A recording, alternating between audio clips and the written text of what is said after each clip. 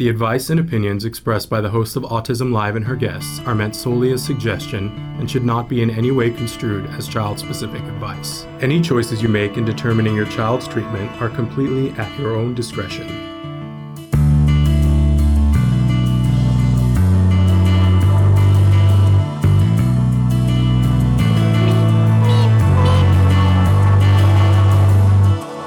Good morning and welcome back to Autism Live and to this parent-to-parent talk today when we're going to be talking about my favorite top 10 tips for holiday success, because it's not enough to just survive, right? I want you to survive and thrive. So we're going to be talking about that today.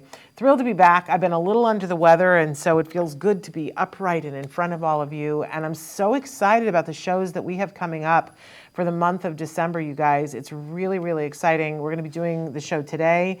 Then we have Ask Dr. Doreen tomorrow. On Wednesday, we have Christina Adams, who's going to be joining us again. It's been like a year since she's been with us.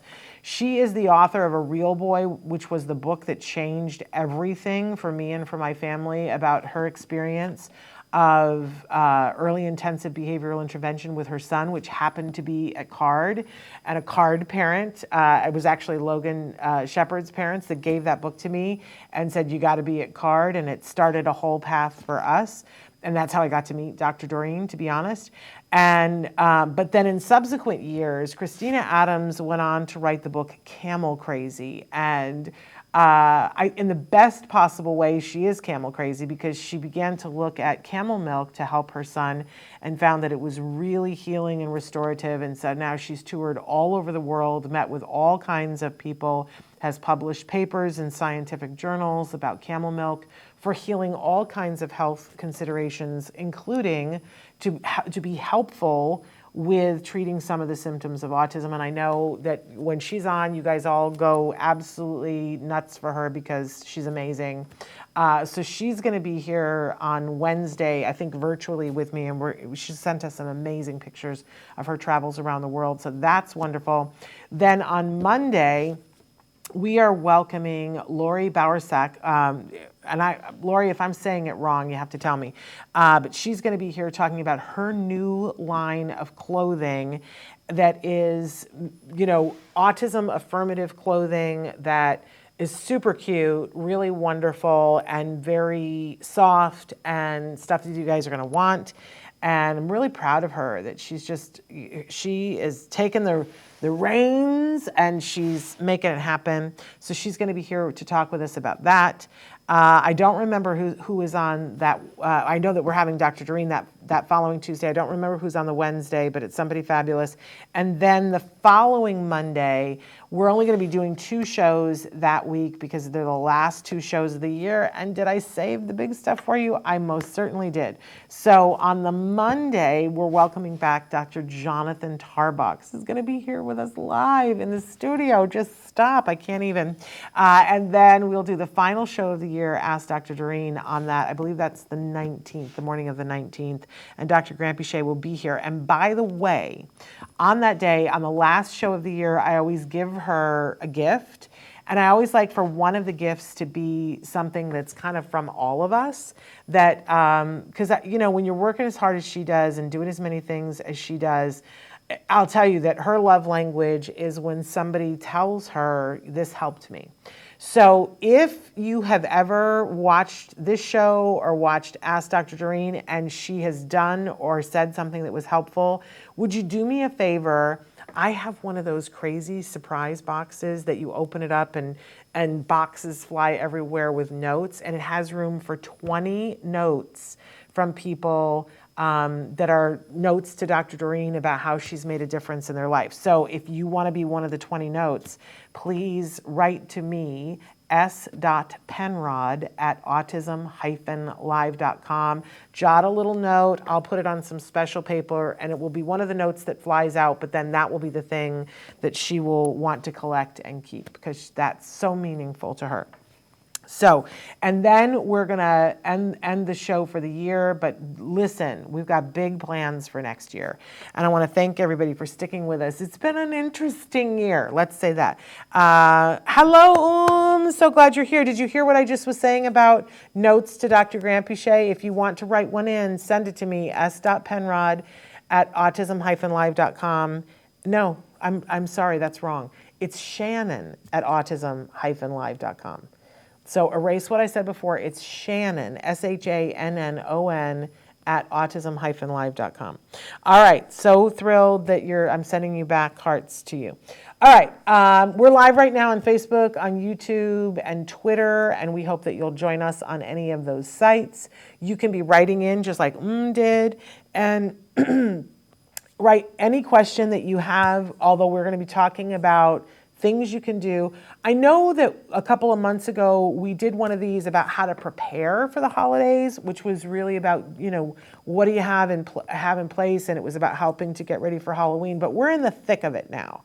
And so, and many of you have been writing in saying, I don't know what to do about this and I don't know what to do about that. So we're going to go through this really quickly once, and then I'll go through and give you lots of ideas about how you might do the different things, because each one of these things is huge in that you can do it lots of different ways depending on the age of the person that you're, because it might be yourself or it could be one of your kids, it could be an adult that you're wanting to help. We should all survive and thrive, right? So we're going to go through it quick for those of you who are in a hurry, and then we'll go back, all right? I feel like there was something else I was going to say. Can't remember what it was. But don't forget that you can be watching this show later. If you're not watching live, you can be watching us on YouTube. We have 13 years worth of YouTube videos that you can search by topic, right? Or you can be listening in podcasts. We're available wherever you get your podcasts for free. That's sort of our criteria, is we want you to be able to get this information for free. That's our whole mission at Autism Network, is to provide information and inspiration. If you are thinking of ways that you could be getting this information and you're not seeing us on that platform, please let us know. Hey, I'm saying hello to Parker. Will there be tips on Santa visits? Just wondering if I should send this to my Santa buddies or not. That's a whole other thing, Parker. Pro Santa need these themselves. I have, because I went and did some trainings at Disneyland for Disneyland Santas. I don't know if I'm allowed to say that, but I just did. So I have a whole sheet for that, Parker. Let me see if I can find it, because I've changed computers, and send that to you. Because there's very specific for Santas. But if we have time, I'll get to that, for what the Santas need to do. But we will talk about things, how it helps you if you're taking the kiddo to see Santa. Laurie, hey, did you just hear me say your name, and did I slaughter it? Because I was mentioning that you're going to be on 1 week from today. Did you? Because is it Bauer Socks? Am I saying it right? And good morning, good Monday morning. Okay, let me know if I'm totally slaughtering your name. And put in the chat what the name of the clothing company is, please, and the name, or put in the chat, Laurie, I said it right. Okay, good. But put in the website so that people can be going and shopping and looking. I went and looked the other day. It's absolutely beautiful, the stuff that you're doing. Really gorgeous, gorgeous stuff, and wonderful. Okay, so you guys, really quickly, top 10 tips for holiday success, survive and thrive, and I will go back and elaborate was the word I wanted. Elucidate, maybe two also. Okay, so number 1, pick one activity for each family member that will make them happy. And I'm talking about for this whole next month. Like, think about one thing. I'll talk more about this in a second. Number 2, make a visual schedule with only one holiday activity per day. And I'll tell you why that's important. Number 3, keep the sleep schedule schedule on track as much as possible because we're going to have a lot of sensory stuff. We don't want to be overwhelmed and underslept. Bad combo. Number 4, don't cancel support. In fact, I want you to ask for more, and I'm going to tell you how to do that. Number 5, take support to family and community events. That's one of the ways that you want to be using the support. It'll make it better, I promise you. Number 6, mitigate sensory overload. We got a girl with sunglasses and a hoodie and earphones. We'll talk about all that in a second. Number 7, make a new holiday tradition around your family that's specific to your family. Number 8, minimize sweets and artificial colors and flavors, and I'll tell you why that is. Number 9, schedule downtime. But this has a big asterisk. Stay tuned to hear why. And number 10, teach giving and gratitude. All right. I don't think I put an 11 in there. Fabulous. Laurie, thank you for putting it in there. Autism-affirmation-clothing.com. Wonderful. You guys need to go and check it out. And Laurie will be here with us a week from today to talk about that. But now let's go back to the beginning of this so we can talk about each thing. Okay. If I ask you right now to sit and think about for a second, what makes you feel like holiday? You know that I love me some Hallmark Christmas movies, and depending on which channel you're watching, there are some Hallmark movies that, not the ones that play on the Mystery channel, the Hallmark Mystery channel, but the other ones that they have kind of a checklist that you need to have hot cocoa, you need to make cookies, there needs to be a snowball fight, you need to go ice skating at some point, right? There are all these activities that you must do in order to make it feel like the movie. That's not a mistake, and people go, it's so formulaic. Yes, that's what I like about it. But the reason why is because everybody has things that make it feel like the holidays to them. And, you might be celebrating Hanukkah and Christmas. You might, there are so many holidays, so I don't mean to make it Christmas specific, but there are things that make it feel like that holiday, like even Halloween. There's something about Halloween. I got to be honest, I don't smell candy and chocolate very often because I can't have it and we don't keep it in the house. But when I take and pour the bag of candy into the big bowl for Halloween, there is that waft of smell, and it feels like Halloween. The giving out of the candy, and I always have pencils and things like that, and the smell of it makes it feel like Halloween to me, even more than putting on the costume. So I think it's worthwhile to ask yourself, what is it that makes it feel like the holidays to me? Start with yourself and think about, is that, for me, it's the tree is decorated and we're watching a movie together as a family. Then it really feels like the holiday to me. So for me, it's important that I schedule that, that I find a time and that I say to the other people in my family, it's really important to me that at some point we sit and watch a movie together. And usually there's a fun bevy during that. Parker says, what about the food aversions with the holiday food? Yeah, sometimes, think about it this way, Parker. My dad, for instance, if it's Thanksgiving and Christmas, my dad always wanted my mother to make this thing that was called date pudding. And it was like this really heavy spice cake with a layer of date paste on the top. Ooh. I like the taste of dates, but it was too much. It was too sugary. Even for me when I was a kid, it was right? But here's the great thing about when you identify what one person's thing is, and it might be that somebody in your family has something that holiday time that they just love, like ground cranberries and oranges, right? And you go, not my thing, but it's their thing. But if you understand that that's what is making it feel like holiday to them, then you can go, I'm so glad that you have that. And maybe you take one little piece of it, but that's it.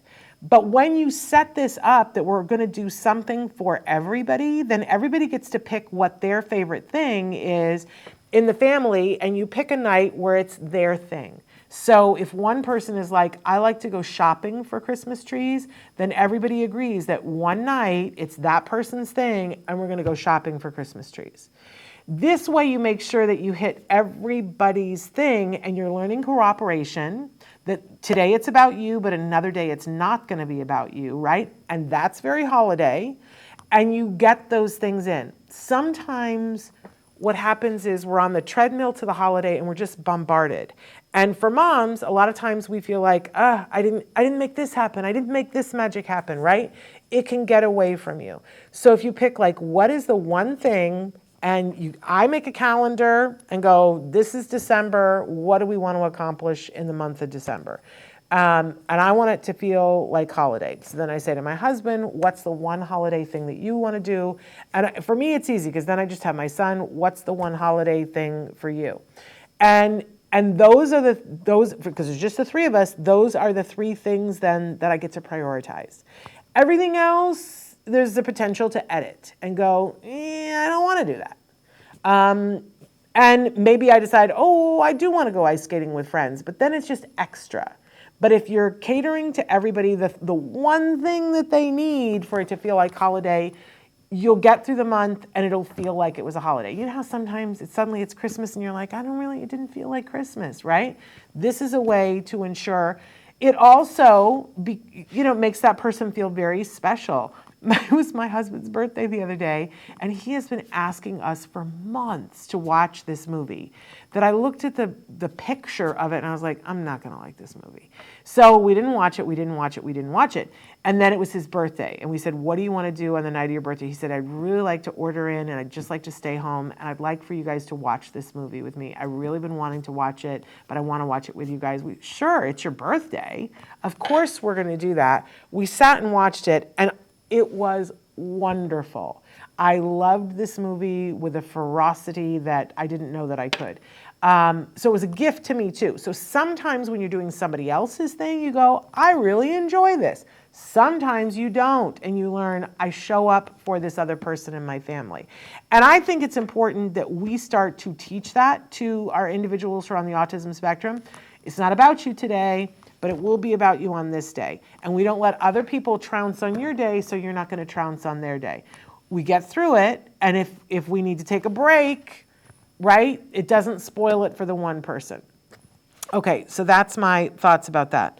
Parker says, I can't stand the smell of sauerkraut at all, but my grandma was a kid at the Depression and implemented that New Year's tradition with my mom in my house.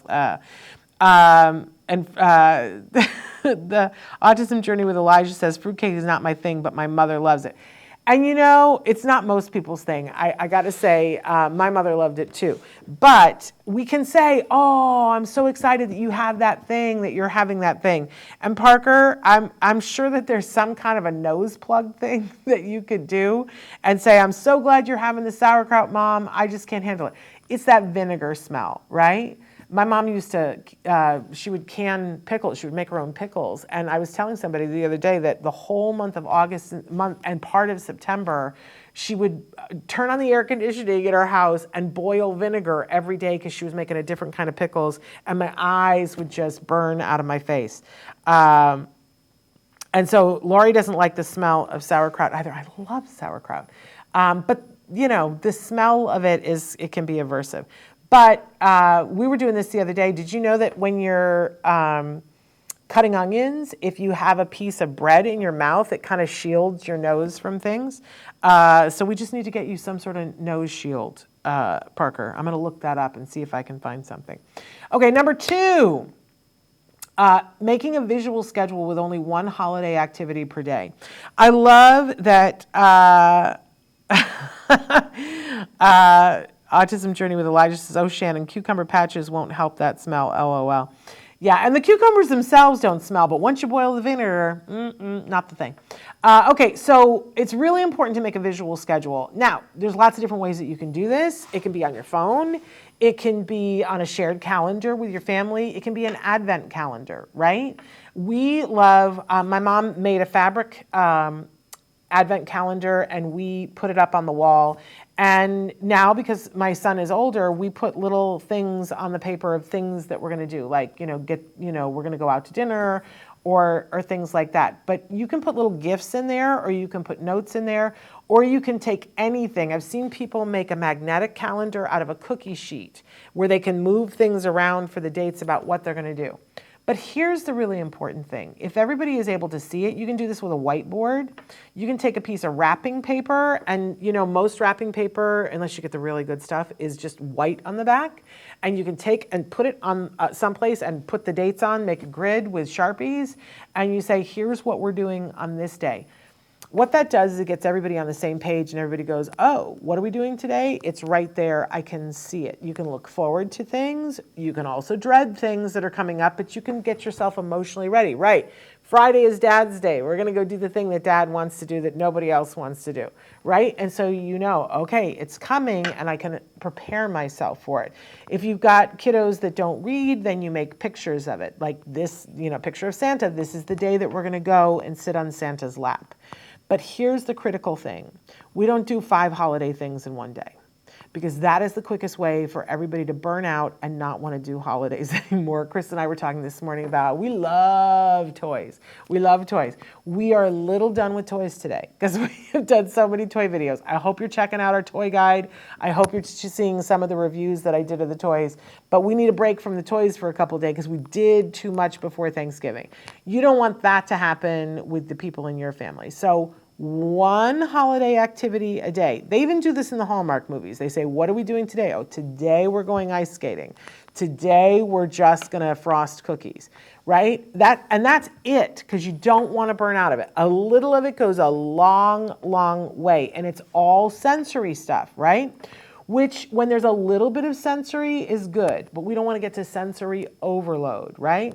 So I love the idea. We had an expert come in many, many years ago on the show who writes for many magazines like Living and all those, and she said one thing a day, that this was her big tip for holiday breaks, right? That you just have one scheduled thing per day, and that's it.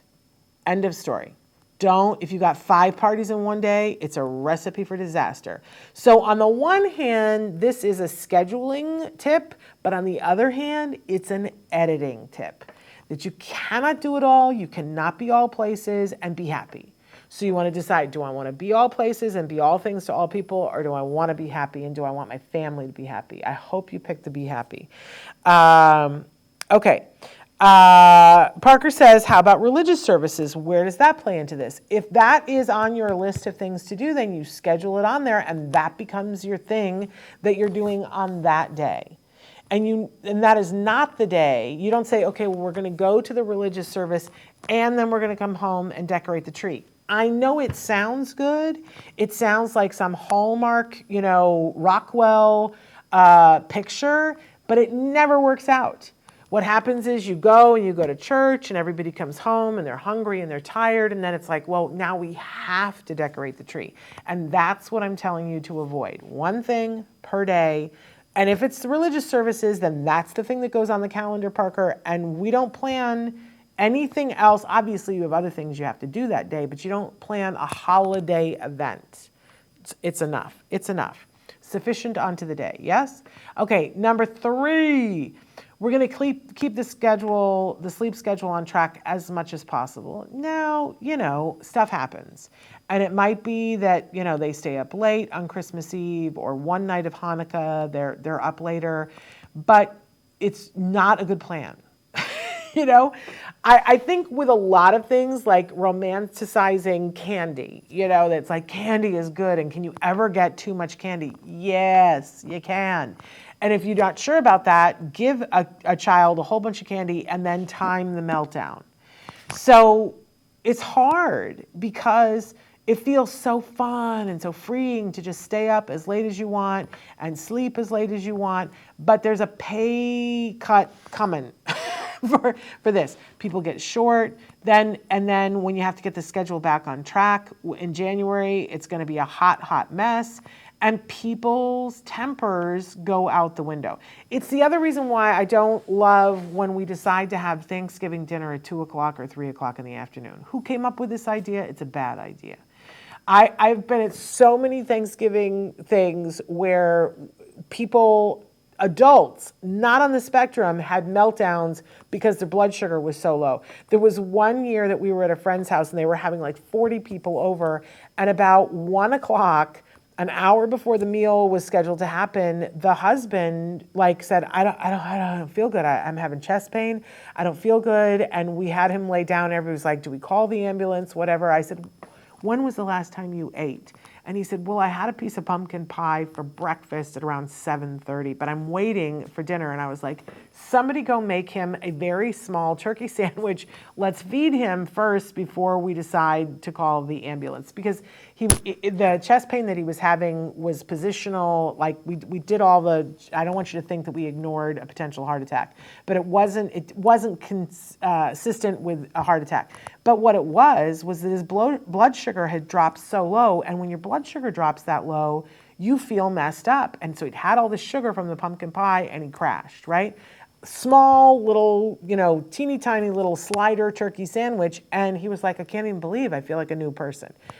Blood sugar is not a thing to be messing around with, right? Sleep is not a thing to be messing around with. If you add blood sugar issues and sweets and sensory issues and not enough sleep, or the sleep's a little wonky, you're just asking for regression. You're just asking for meltdowns. And it won't just be the kiddo on the spectrum. Your ability to cope with your child's sensory stuff will go out the window because you have not had enough sleep. So it's not just the kiddos. We want everybody to get a good night's sleep, right? Okay, number 4, don't cancel support. I talk about this so much in the month of December. I know, as somebody who did an early intensive behavioral intervention with my son, that sometimes if we go back to number 1, which is figuring out what the holidays is, in my mind, originally it was, well, the holidays are, we're off and we have downtime and we can sit around and not have to do anything and get together with friends and we can do all this stuff, right? Except when you have a kiddo on the spectrum, sometimes it doesn't look like that at all. You show up to the holiday event with your kiddo and you walk in the front door and something happens and now they're all discombobulated and they're upset and they hit somebody or they want to leave or they lay down in the foyer and have a tantrum. Been there, done that, right? And you go, hey, this was my holiday. I wanted to have a good time and my child is miserable. I don't know what to do, and you're overwhelmed, right? And there's also this thing that we go, and I don't want to have therapy because the therapy would get in the way of us going to the holiday event, so we start canceling therapy. And you know what I say about that? I say that's canceling success. And that it's the exact opposite that you need to do to get into that, not only surviving, but thriving. So if you can take this whole conversation and put it on its head and say, all right, what I really want to do is go and be at a holiday event with friends, but I want my kiddo to have a good time and I want to have a good time and I don't want to be in fear that my kiddo is going to be in a sensory nightmare and have a meltdown or hit somebody. So can I have all of that? Yeah, you can. You can if you ask for more support. And in the next one, we're going to talk about taking a person with you. But if you're going to cancel your sessions, whatever it is, I know that sometimes at this time of year, school will say, oh, we're not going to do speech over the break. Well, put something else in its place. Find out if there's a sensory gym near you that has an OT and that you can do more OT over the break. Or please, I hope that you guys are doing good quality intensive ABA. And if you are, it's very possible that you or one of your behavior technicians have canceled in the last 6 months. Call your ABA center today. I'm begging you. You want to have the best holiday you've ever had? Call them today and say, I would like to schedule more sessions. I've got makeup hours, and you know what? They're use them or lose them hours. That when you get to the end of your authorization, any hours that you haven't used, let me just tell you, insurance company is going to be like, woohoo, we didn't have to pay for that, right? And you just watch that success go right out the window. So use it. Use it, use it, use it. Ask for more. Tell them right now about the break and ask them, to say, my child is going to be out of school on this day. How many of those hours can we use before we go back to school again?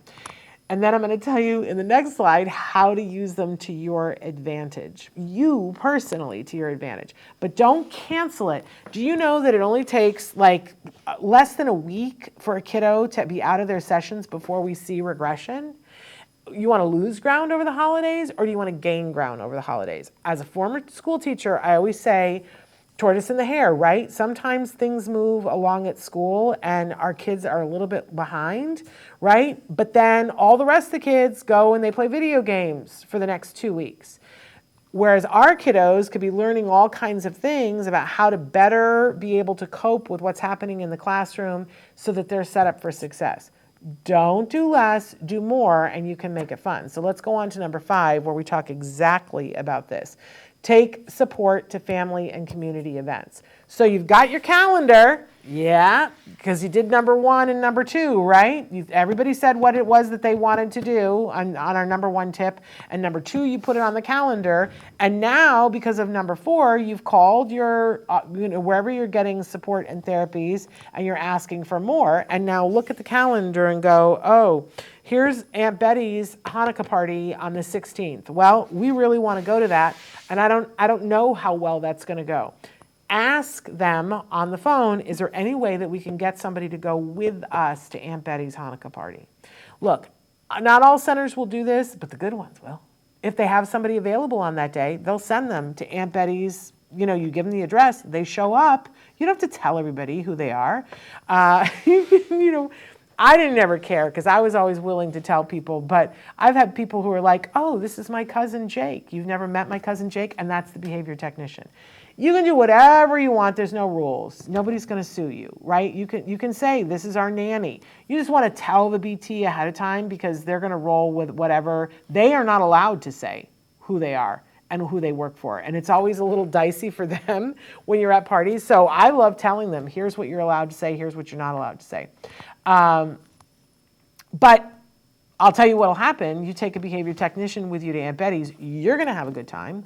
Your child's going to have a good time. The people who are there are going to have better interaction with your child because first thing that happens, you come into the party and Aunt Betty goes, oh my gosh, he's here. And he goes, she goes to hug your child, but your child doesn't like hugs. And so the BT says, do you want to hug Aunt Betty, or would you like to tell Aunt Betty that you'll take a rain check? And so the child goes, Aunt Betty, I'd like a rain check, right? And then you're talking to Aunt Betty going, hey, he might hug you later on. We don't know. We're working on something. And she goes, okay. And she gets over it. But your child, because if Aunt Betty goes in for the hug and hugs the child that doesn't want to hug, now we're off to the races and this being a bad night, right? But then, the BT says, hey, do you want to go find the other kids and let's play? And they go with them to the room where they're playing with the other kids. And when the other kid steals their toy, they prompt your child and say, what do you want to say to them about that? Do you want to work with them and say, can we share, right? They'll prompt them through a whole bunch of other things. The other kids think they're cool and want to play with them. I've never had a BT that everybody's like, what are you doing here? I don't want to play with you. Never had that happen. You will learn, wow, my kid can have a good time at this party. We just have to put X, Y, and Z. The other thing is the BT who's focused on your kiddo will notice when the sensory things start to go and up through the roof, and they'll go, hey, shall we go, walk around outside and look at some of the plants that Aunt Betty has in the backyard? Or maybe we should go, let's go ask Aunt Betty if she wants us to lift some of the drink things so that they get that input, that physical input that helps them to be able to regulate themselves. I'm telling you, best thing ever. And this is not just a holiday thing. I used to take behavior technicians to birthday parties all the time. We had a slot on Saturday mornings that was just birthday parties. And everybody goes, oh, we never get invited to birthday parties. 2 things. If you have a birthday party and you invite all the kids, your kid will be invited to birthday parties. If your kid shows up and has a meltdown at the birthday party, they will stop being invited. But if you show up with a behavior technician, you will be invited every time because everybody loves the behavior technicians because the kids all have a good time and they end fights and they sort of mitigate and they tell them, hey, let's play this, whatever. You will be the most popular person. We were invited to birthday parties on a regular basis and we would take a BT with us. We just had a slot on Saturdays and it was like the birthday party slot, and I would give them the address and they would meet us there and we would all have a good time. Autism Journey with Elijah says, I will never cancel therapy. It took too long to get it. And if you cancel it, it's just for a couple of hours. The routine is hard to get on schedule again. Amen. With a child who's absolutely needs a schedule, it's more of a burden. Keep the therapies in place. Absolutely. I'm going to hold you to that. And I don't know why. I know you said something the other day that you guys have not been successful starting it. And I really want to work with you on that because you've been waiting way too long. Parker says, how about holiday travel? You know, there are some autism centers that have centers in different places, and it's the rare thing that but I have seen people make this work, more than a couple of people, where they call their center and say, hey, we're traveling, we're going to Philadelphia. Do you have an office there?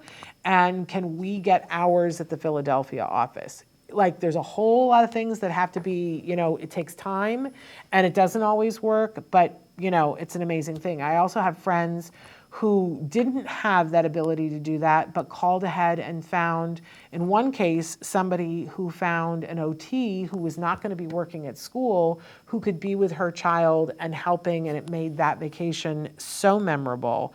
So, you know, ask around and see if there's more support where you're going. Autism Journey with Elijah says, Eli doesn't sleep well as it is, and holidays worry me. His sleep study spotted out apnea. I have apnea too. And there are so many different things for apnea now. You know, I use a CPAP, but I'm considering changing to one of the different mouth guard things. But all the more reason, can I just tell you, as somebody who has sleep apnea, if I don't get good sleep with my thing where I'm getting oxygen, you know, it's why sleep is so important. I would ask you to look at like what helps him to sleep. Like, if you get up on the bed with him and read him to sleep, will he go to sleep and sleep better? And if he does, for right now, do that, right? But there are all kinds of machines that make white noise or make there's the one that makes the breathing circle on their ceiling.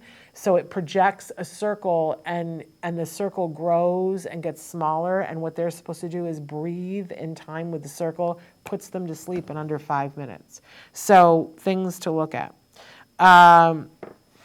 Okay, Parker says, this reminds me of my childhood. My childhood babysitter was not a trained tech, but she went everywhere when ABA people were not available. There you go. Autism Journey with Elijah says, if you fly, there's an airline that works with mutism kiddos and parents. I'm not sure what airline, though. I'm sorry. We did, is it Alliant? We did a show. There are many airlines now that are very specifically working with individuals with autism. I believe that it's important to call ahead and tell them.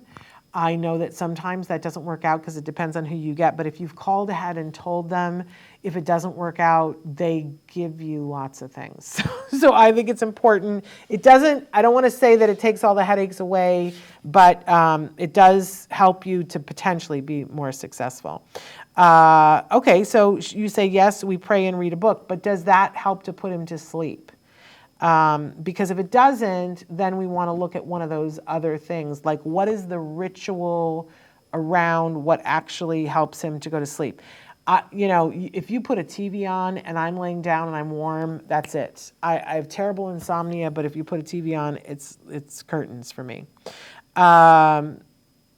Yeah, I think Parker says this was in 1999 to mid 2000s, and hopefully things are better.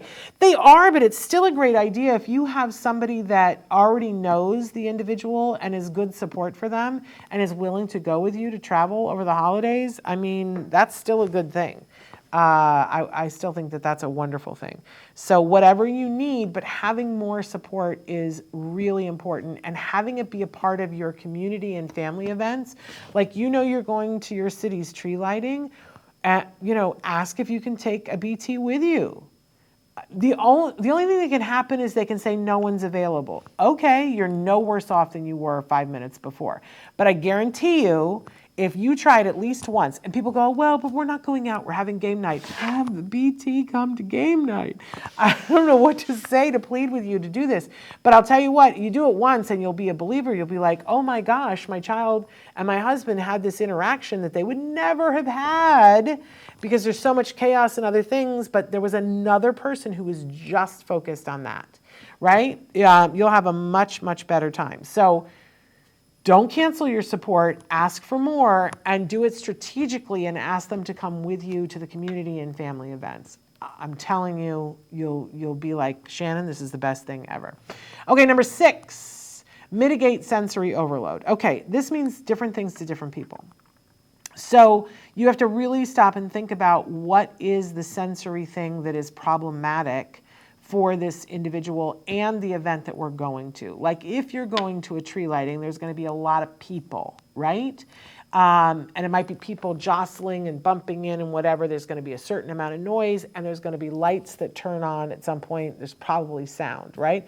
In the picture, for those of you who are listening in the podcast, we've got a young woman looking very stylish. She's wearing a hoodie with she's got her hood up. She's got headphones on over the hoodie. Sometimes people do it under, but she's got them over and she's got sunglasses on.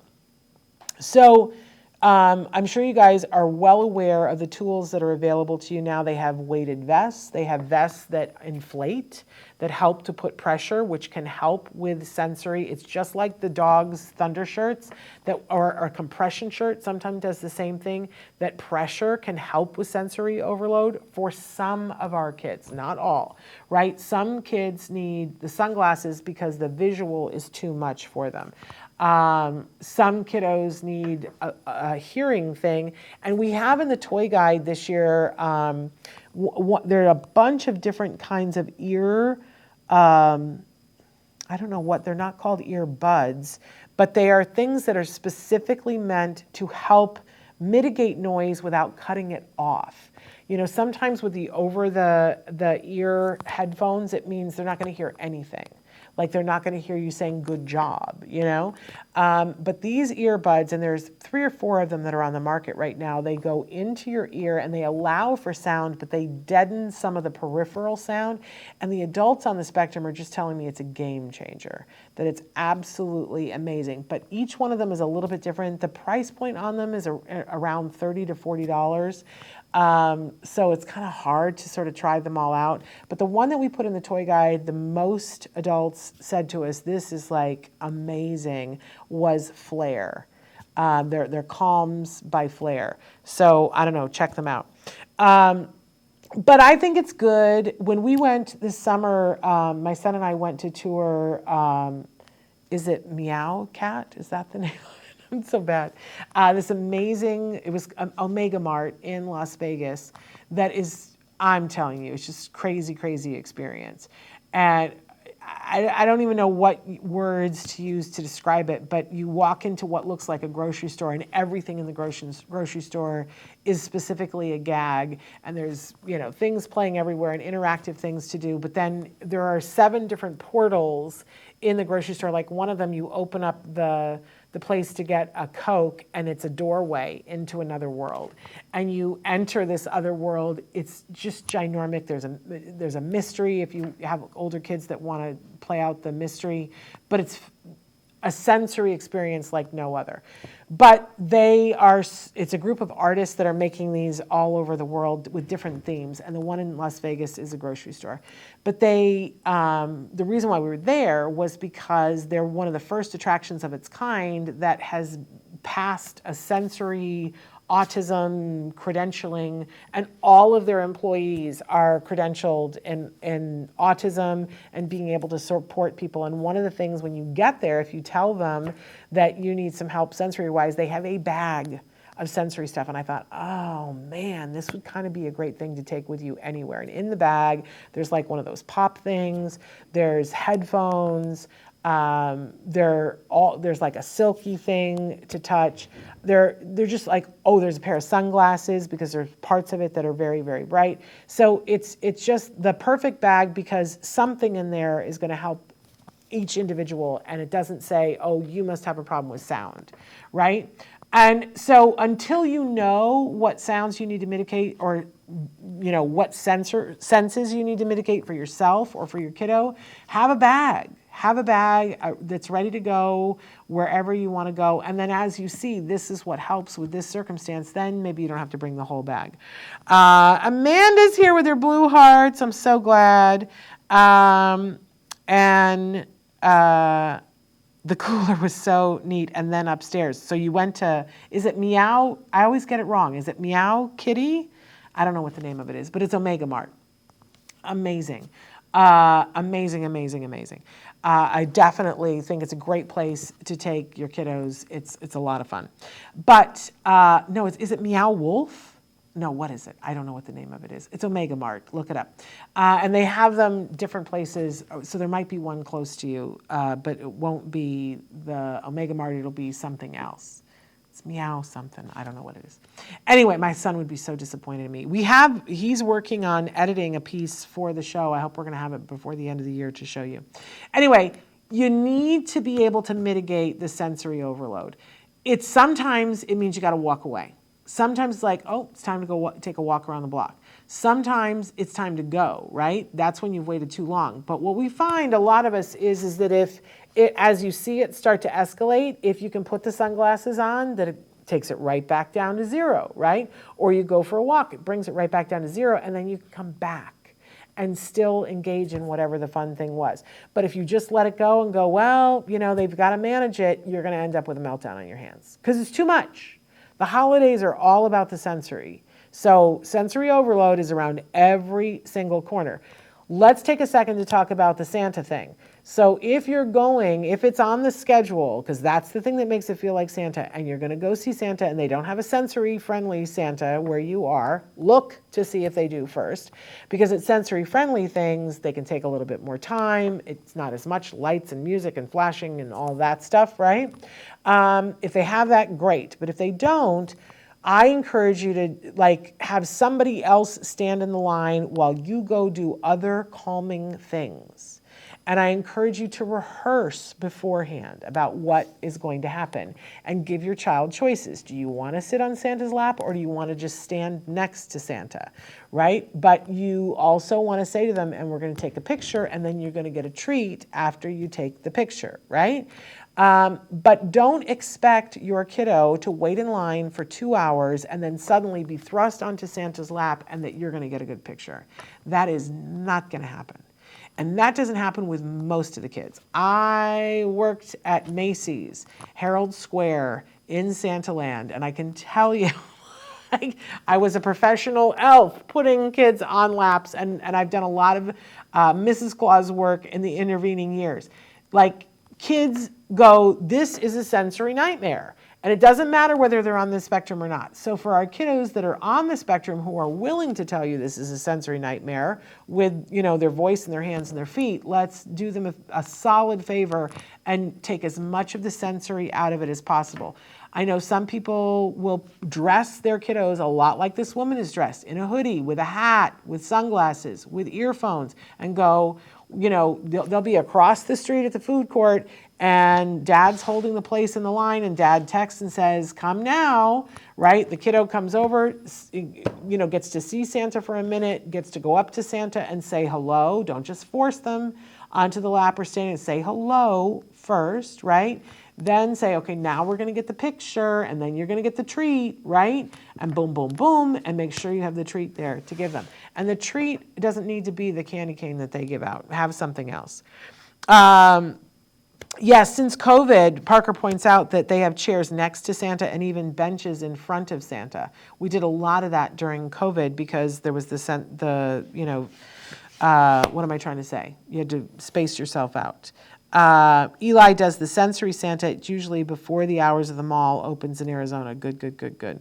Parker says, that's the problem with Santa visits. A lot of these malls do the dimming of the lights and low music, but that's not enough with the patience issues, even with the sensory-friendly Santas. I agree. Meow Wolf, thank you. Why do I always think it's Meow Kitty? Social distancing. Thank you, Amanda, because my brain is not with us this morning. I'm flying solo. All right, moving on to number 7. Make a new holiday tradition around your family. The thing about holiday traditions is that they started somewhere, and the reason why it became a tradition is because the family liked it enough that they repeated it year after year. So there might be a family tradition that you really want to engage in that maybe you're feeling bummed because it's not something that your kiddo is interested in. I want to say to you, I'm sending you a hug, and don't give up. You know, for me, with my family, when I was a kiddo, it was all about the tree and decorating the tree, and it was a family sport, and we talked about the ornaments and the memories, and, you know, every time a new baby is born in the family, there are new ornaments that are bought that are just that baby's ornaments, and when they grow up and go off and get, you know, have their own apartment or their own house, their own family, they get their ornaments to start their first tree. And then when somebody passes away, those ornaments are split. So there's many ornaments on my tree that are from my great-grandmother and my grandmother and my mother and my dad, you know? And I want to talk about all those memories and pass those memories of those ornaments down to my son. And there were many years, like probably 12, 14, 15 years, where he could not have been less interested. And it was sad to me. I was like, oh, he's never going to care about that. And now, over the years, what I would do is that, and I still do this to some extent, that I put all the, you know, who cares about them ornaments on the tree, because neither my husband or my son are that particularly interested in putting 400 ornaments on a tree. And it really is that many. Because we usually have like 5 and 6 ornaments on a branch. And I have a big tree. It's my 2-bottle-of-wine tree that another autism mom was cleaning stuff out of her house, and she wanted to get rid of this big tree, and nobody else would take it. And I was like, I don't really have room for it. And she was like, I wish you would take it. I think you would love this tree. And I said, okay, what can I give you? And she said, just give me a bottle of wine. So I went and got her 2 bottles of wine, and I have my 2-bottle-of-wine tree. And it's big, and I can fit lots of ornaments on. So nobody else but me wants to put that many ornaments. So I put a bunch of them on, and then I keep like 20 out that my son knows we're going to have conversations about those. He knows that that's what's going to happen with those ornaments. And in the beginning, he didn't like that, but you know, we did just a little bit more every year. And now he's like, oh, is this the one that your mom got when, yes, he's learning those traditions. But in the meantime, I had to turn around and go, okay, what traditions does he want? What activity would he like? What works for our family the way it is right now? Like, for instance, there was one year for Halloween, there were no pumpkins. I don't know if there was a pumpkin blight and I just left it too long, but there were no pumpkins anywhere. So I bought a watermelon, and we carved the watermelon like a pumpkin, and he was like, this is so much better because you get to eat the watermelon. Now, you can't do that everywhere, but in LA, they have watermelons in October. So what would be a tradition for your family? What's a thing that you can do? And, you know, you can see what your child is into, or you can even ask your kids, what would you like to do? Like we talked about on that first day. Amanda says, we do the drive-through light show. It's the one thing we can all do together. The only time of the year we do popcorn, we go in our pajamas the night before Christmas. That sounds like heaven. And, you know, I'm sure that many, many years ago, that was not, you know, that there was a day that became your family tradition, and it's the thing you look forward to. So I love that, Amanda. I want to now go do that. Decide on what it's going to be. Just, you know, like we said with number 1, make sure that there's something for everybody so that everybody's holiday event gets to happen, and only one thing per day. Okay, moving on because we're running out of time. Number 8, minimize sweets and artificial colors and flavors. Oh, look at that. I just stole everybody's Christmas. Here's the thing. You can still have it, but just don't have tons of it, because we already know what happens when you do.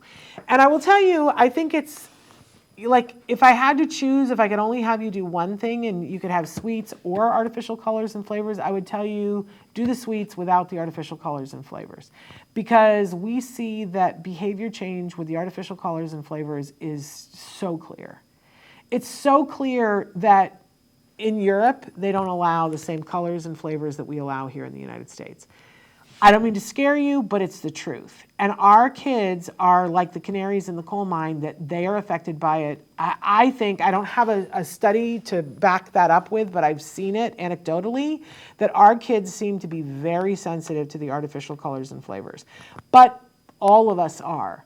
I've had conversations with kids that are nowhere on the spectrum that they're like, oh, I hate when I eat the red food coloring because then the monster inside of me comes out. Hello. So let's just, if you're like, sweets have to be a part of it, see if you can get them artificial color and artificial flavors. And then try not to just steep in the sweets. It'll end up throwing up the sleep, it'll throw off everything, and you will get a tantrum when they crash, right? Because there's that horrible feeling that adult was like, oh, what is this? I feel like I'm dying. Do we really want to do that to our kids? We know that if blood sugar is like this, it feels different than if blood sugar is up and down, up and down, up and down. So, make a decision, just like we told you for Halloween. It's like this much sugar is allowed every day, and then allow that, and then there's no more after that. Things will go better. I know. I'm just Scrooge McDuck here. Okay, number 9, schedule downtime. This is important. That while we're making that schedule, and we said only one holiday thing per day, but let's say that you go and do the holiday thing. Like, for instance, Amanda's going with her family and they go through the drive-through light show, and then I'm going to guess you come home and everybody gets to veg a little bit. And vegging looks different for different people, right? Some of our kids, they need to come home and stim to let go of all the sensory that happened. And you know what? That's a time, as long as they're not hurting themselves, let them decompress from what you just went and did, right? For you, it might be sitting on the sofa and watching something on TV. And for another kiddo, it might be being on the iPad, right? You need to allow some of that. But here's the opposite side of that coin. If that's all you have going on, you're also going to see behavior then, because you get discombobulated. There's a time and a place for downtime, but if we schedule nothing but downtime, your kids will get restless. You gotta have, it's just like the colors on your plate, right? You gotta eat the rainbow, you gotta behave the rainbow. So you go and you do something that's sensory, holiday, wonderful, you come back, you gotta have the rest period, right? But in between all of that, make sure you're getting physical activity, make sure that there's something that's challenging your child's brain, make sure that you're engaging them and asking questions, but do schedule a part of the day where there's no demands on them. Don't make it the whole day, because that's addictive and they will just want more and more of that, and they will fuzz out and you will see regression. And when you try to pull them out of it, you will have meltdowns and tantrums. So a little bit goes a long way. Parker says downtime is hard to schedule when you're employed. It's so funny. We were having this conversation last night. I'm watching that show, The Gilded Age, on HBO. And right now the workers are striking, saying 8-8-8, that they want to work an 8-hour day, that they want to have 8 hours to rest, and then they want to have 8 hours to do whatever they want. And I turned to my husband and I said, oh, this is the beginning of how we got the 8-hour day. And I said, but if you stop and think about it, it's not all that accurate, right? Because we go to work for 8 hours, but, especially if you live in Los Angeles, it's going to take me 45 minutes to get there and 45 minutes to go home. So there's another hour and a half out of my do whatever you want time, poof, gone, right? I don't know, like some people get 8 hours of rest. I don't always get 8 hours of rest, but then you got laundry and grocery shopping and right? So it's hard when you're working, Parker, to get that downtime. But I'm going to ask you to schedule it. That is what most of us do, is that we say, sometimes it's I got to work all the way through the week, but on Saturday, I'm going to have downtime, right? It's better if you can have a little bit of downtime every day where this is my time. And it's important to do that whether you're a parent or not. But if you're a parent, that's why we have respite workers and respite funding, so that you can have that downtime. People who don't have downtime get resentful. It just happens. So I want to know, Parker, if you can schedule it for yourself and even talk to the people in your family and say, I'm going to schedule some downtime for me. I don't want it to conflict with something you have going on, but when I come home from work, I want to have this much time that's just, downtime for me. Talk to the people in your family and see if they can be in agreement with that. I bet they will. And number 10, our last one as we get close to the end of our time here, is to teach giving and gratitude. I think it's essential that you ask your child to do something that is for the benefit of other people during this holiday season. It could be that that they draw a picture and that you send that to a relative. I know families that put together little gift boxes for the military that are serving overseas. My family, what we did for over 10 years is we did the Sensitive Santa events, and we're not, this year would be our first year not doing that, and it's going to feel a little bit weird. We're giving back in other ways. But my son always had to come and work and be an elf at Sensitive Santa, and he was told, this is, you are so lucky and fortunate, and you have so much to be thankful for. This is about you giving back to other people. It is critical that for whatever holiday you observe, that someone, you or someone, takes your children and that they go and, it could be allowance money or whatever, or it could be a gift that they make, but they need to gift something to someone else. If we don't teach that, then we're only teaching half of the holiday. And I don't think we're teaching the right part of the holiday. Oh, you get gifts, right? And I think, for many of us, that what ends up happening is we are more excited about the reaction. Like, I can't wait when we finally give Dr. Granpeesheh this box and it opens and flies everywhere. If you weren't at the top of the show, I'm asking for notes written to Dr. Granpeesheh about what she has meant in people's lives. I've got room for 20 of them in this gift box that's going to explode on the 19th. So write to me, Shannon at autism-live.com, if you want to be one of those notes. And you can sign it and everything, and I have to put them on these special papers and they'll fly around. I'm more excited about that on the 19th than I am about anything else for the holiday. There's a couple of presents under the tree that I can't wait for my husband and my son to see. But you know what I mean? That becomes the holiday for so many of us. And if we don't teach that to our kiddos, we're gypping them. And in the beginning, it's not going to resonate with them. Don't be afraid of that. And don't go and spend money that you don't have for that kind of thing. But there was one year that we had Jem sit down. He was in kindergarten, I think. And I had a bunch of beads that my mother had given me. And we made bracelets and necklaces for his teachers and his aides and everybody that worked on his team.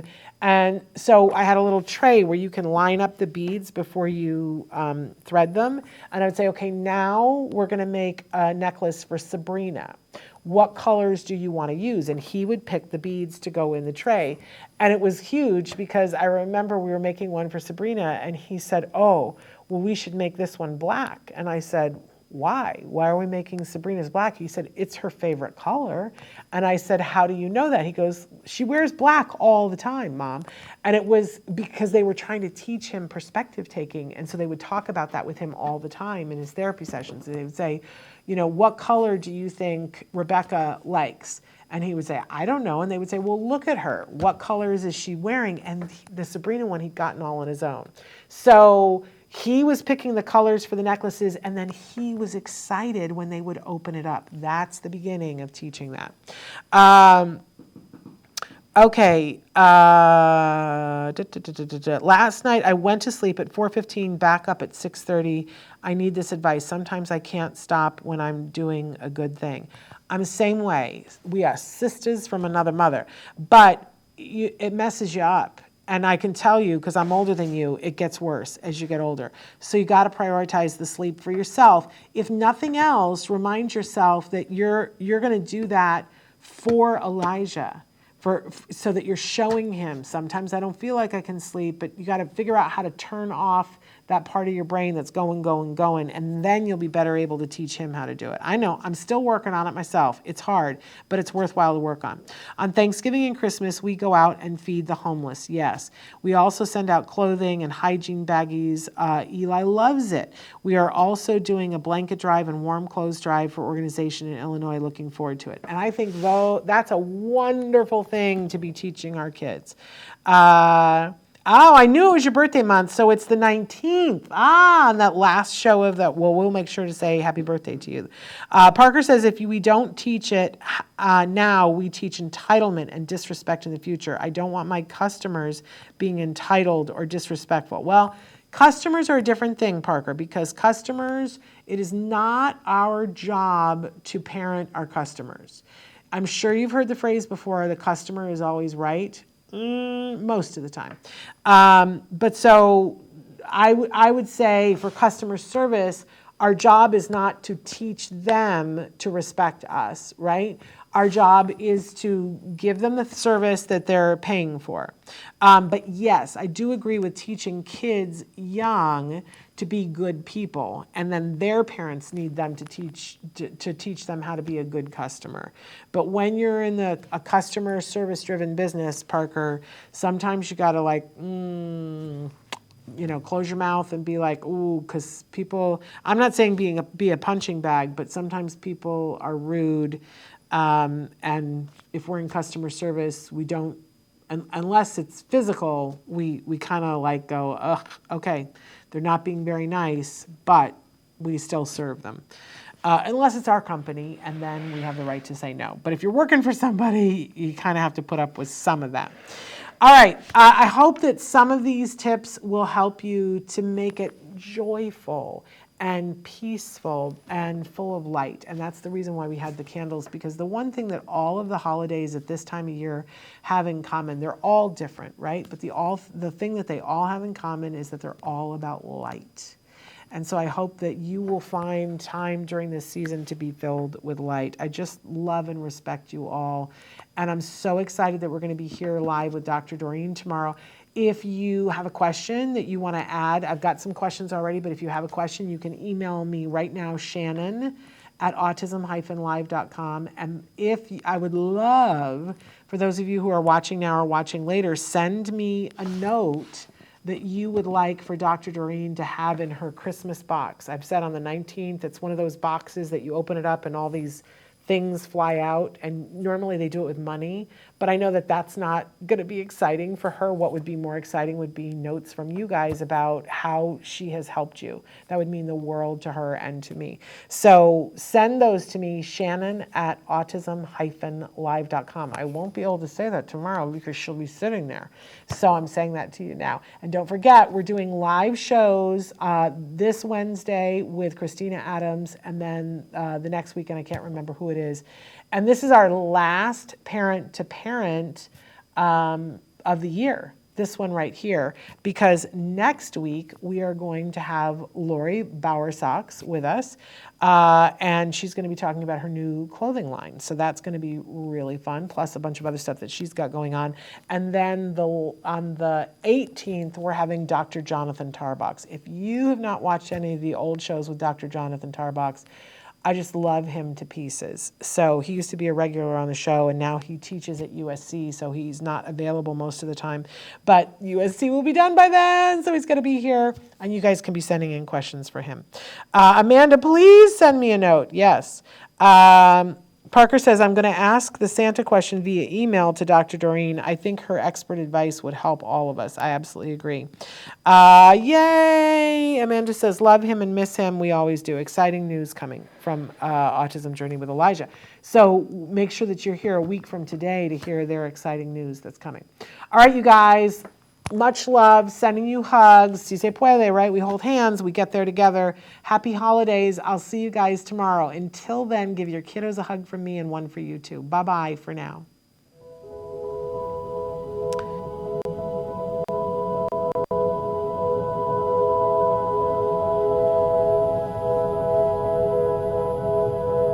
If you found anything helpful in this video, please give us a like. In fact, make sure that you smash that subscribe button on YouTube and give us a like on Facebook. You can also follow us on Twitter and on Instagram for important updates. And please download our free podcast wherever you get your podcasts. Thank you so much. See you next time.